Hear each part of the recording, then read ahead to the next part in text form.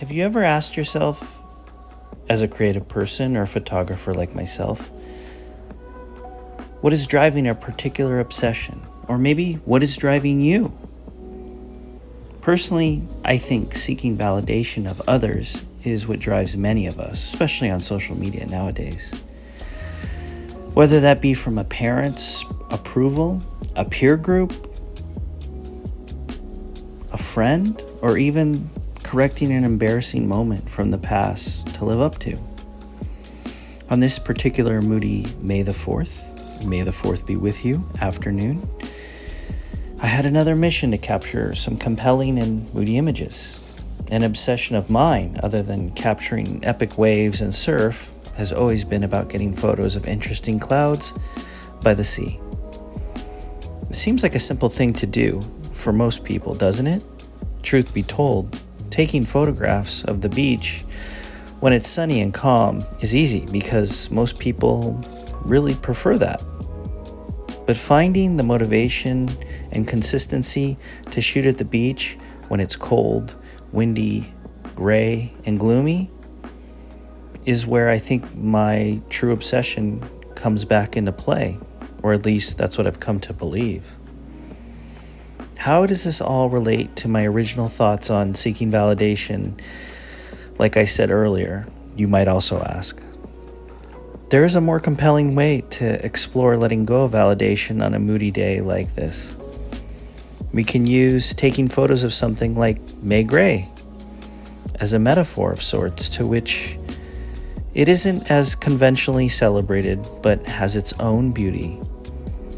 You could even say it's somewhat of a poetic choice in deciding to capture muted skies, overcast afternoons, or a soft light with moody color tones that most people might actually just scroll past or typically choose not to go to the beach on a day like this. But for me, I enjoy days like this.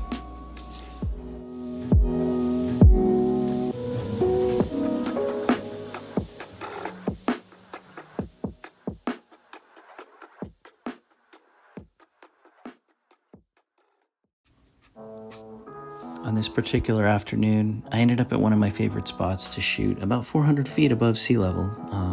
Some of you might know where this is. I'll just say that it's a pretty popular tourist destination in La Jolla. But if you live in Southern California, you know about May Gray. And every year, just like clockwork, the marine layer rolls in and blankets the coast with a thick, persistent fog. Usually the sun disappears behind gray clouds for weeks, sometimes months, even into June.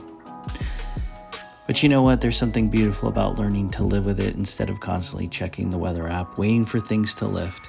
It can teach us something really profound about validation seeking. And I think spending our days refreshing forecasts, complaining about the gloom doesn't do any good. We can accept that this is the season we're in, just like our life, and let go of the need for validation from others and for our work.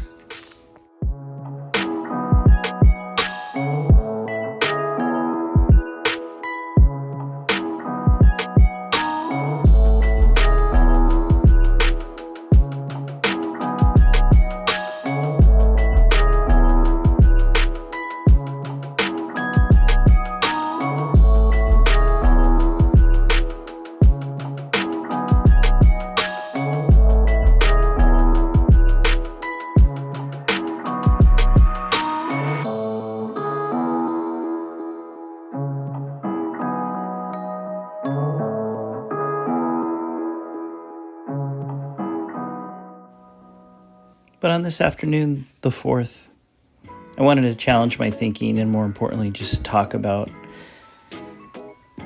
what has been on my mind lately. And that was, when we take photos sometimes, immediately you think about how many likes it'll get, or whether it would be Instagram worthy, or, oh, everyone's going to really enjoy this. But even wondering if other photographers will think it's any good, or good enough, I guess. And I suffered from that most of my life. For 25 years, I was always worried about what others would think of me, my peers, wondering if I was good enough. But some of my best work, honestly, has come from days I didn't expect, kind of days like this. And I think we're creating for everyone else's approval instead of our own vision.